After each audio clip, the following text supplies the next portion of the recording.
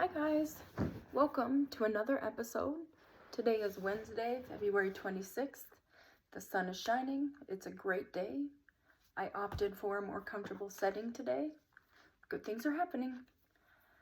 Today I want to talk about getting to know you, getting to know yourself, and what makes us us, right?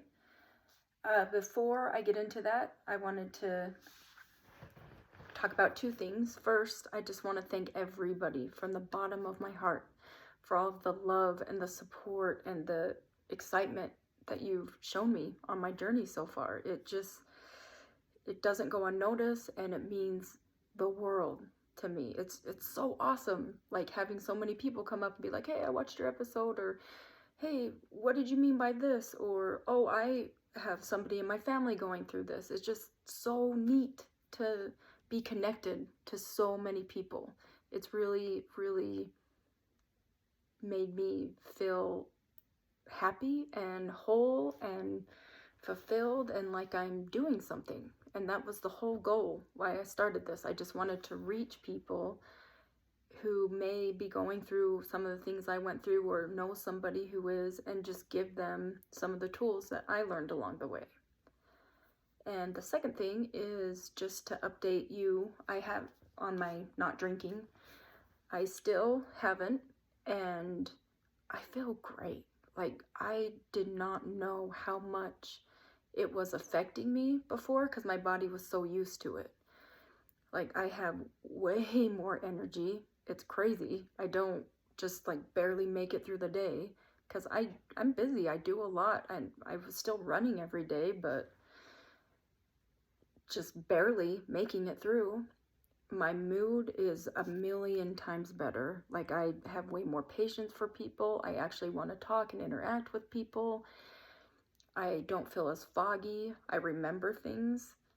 I'm spending more time with my son. Like, it's just dope. It's just so cool, like, being able to be here and having a healthier relationship with alcohol. Like, I'm sure that if I go to a friend's birthday party or something, I might have a beer, but it doesn't feel like such a big thing anymore. Like, I am just constantly thinking about not having a drink. Like, I've replaced it with, oh, I don't think I want to because I feel so much better the next day, or I'm just happier all around. So I just I think what I did was replaced the need to drink with healthier things like time with my son, or going out for a walk, or even reading a book. I don't know. I just feel excited, and I'm just excited about this, and I feel good. So thank you for letting me open up about that with you guys. Okay. So, what do I mean by getting to know you? I mean knowing ourselves, knowing how we think about things, what our beliefs are, how we feel, what makes us happy, what makes us cry, what we think is funny, just all of those things. I think I spent a really long time being frustrated and upset about how my brain worked, and just wishing that I could be somebody else, or like, oh, I wish I didn't feel this way, and just like beating myself up for those things. And I just had this epiphany one day of like, okay, Davey, you are who you are. That's not going to change. But if you are more aware of things like that, what sets me off, what makes me feel insecure, what makes me angry, then I can either avoid those things, or understand that although I feel and think that way, it doesn't necessarily make it true, right? And it just has made it so much easier to navigate certain situations. I can't tell you how many times, because I'm an insecure person. I feel insecure in the sense of what others are thinking, or how did I make this person feel? And I'll have a thought, and then I'll just take a step back and be like, okay, does this make sense? Or is this true? Do you think this is an actual thing? So I just have to stop and have conversations with myself, and more often than not, I'll be like, no, that's crazy. Like, stop being crazy. But just all at the same time accepting and loving that that's me. That's what makes me me. So although we are who we are, it doesn't mean we have to stay stuck in whatever's going on in our heads, right? Like, and you can change a lot of your beliefs and thoughts and things. The core of who we are doesn't change, but you know, what I believed and thought about myself or others or life or anything 5 years ago is not the same that it is today, because I've gotten healthier habits in my life. I have surrounded myself with people that I want to be around and that I want to have conversations with, and I try to be really careful about things like that. Like, my time is my most valuable asset, and I don't like wasting it around people who are really negative, or you know, who are just stuck in that victim mentality and aren't trying to better themselves. I had a conversation with a friend the other day who, he's older, he's, I don't know, mid-50s, I guess, and he has a sister who has been an addict her whole life, and I believe he said she was older than him, so that's a long time.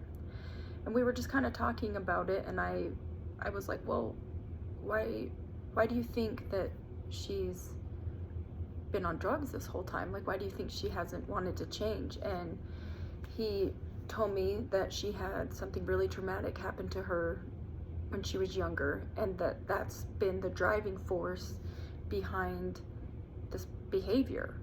You know, it's almost like, okay, this happened to me when I was younger, therefore the rest of my life is just set. It's just, I'm just gonna be miserable my whole life because this happened to me, which is so not true. Like, we all have trauma, right? And some of us have some really, really nasty things that 100% affect us and change the way we view the world and believe things and think about ourselves, right? And that sucks. But what happened to us when we're younger is not our fault or responsibility. What is our responsibility is taking control of ourselves when we get older, and taking control of how we handle things, and taking control of, yes, being aware that that happened and it affected me and it makes me feel insecure and this and this and this, but being like, I'm aware of those things and I'm just gonna try to incorporate better ideas and lives and just I already said ideas, just things about ourselves that could bring a positive change to our lives or about positive change to others, right? Like, obviously I've had some wonky ways of thinking about life and handling situations and avoiding a lot, because I wouldn't, you know, if I didn't, I wouldn't have spent so long doing drugs or being in jail or just being the person that I was. I was just, I was gross. I was a cheat. I was dishonest. I would steal. I lied. Like, I was just stuck in wanting to be stuck, right? Because I had this and this happen to me, so I don't deserve to be happy. I did tell myself that for a long time. And even when I started changing my life and doing hard things like running, or I would reach a certain milestone or have this achievement, I had this imposter syndrome of, like, I didn't even want to talk about good things that I was doing because I felt like I didn't belong there, or I didn't deserve to have good things like that in my life. Or even though I was doing this, this, and this, it didn't matter because I had done this, this, and this, which is ridiculous and crazy. Like, that's just wasting time. And being mad about or upset that you did something or something happened to you does not change the fact that you did that or that something happened to you. It's like it's just going around in circles, and that just is miserable. And I'm so grateful to have gotten out of that and to just trying to find a different way of life. One of the ways that I achieve this is spending quiet time with myself. And by quiet time, I mean just laying there, not having music, phone, TV, talking to anybody, nothing. And it can be incredibly uncomfortable. It still is uncomfortable for me. Not as much as it was. I think part of that is, you don't want to be left alone with your thoughts, especially if you're doing things that you shouldn't be doing, or not doing things that you should, right? Like the silence can be deafening. I think that is why a lot of people do use things or get addicted to things, is to cover up that uncomfortableness. It doesn't have to be drugs or alcohol. It can be porn, it can be food, it can be whatever it is that you are using to avoid, to numb, or to quiet out life, then that's a problem, right? And it just try to be aware of that and take some time out. You don't even have to do it every day, once a week, twice, whatever it is. Take some time to just lay there and just be. And you'd be surprised about what thoughts can come into your mind, or ideas, or even figuring out situations that you haven't been able to, because there is so much information constantly coming at us. And I don't think that our brain ever has a chance to just be. So I encourage you to take that quiet time out. If there is something that you would like to work on, start right now. I know it's Wednesday. I know it's almost the end of the week or the month, so it's not, a lot of times people will set goals like, oh, I'm going to start on Monday because then I'll have the whole week. No, do it now. Do it now. And if any of you have any questions, if you're struggling with anything, if you're too embarrassed to talk about it, I am always here, and there is nothing that I would judge you for.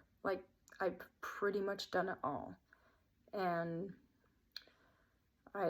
so please reach out.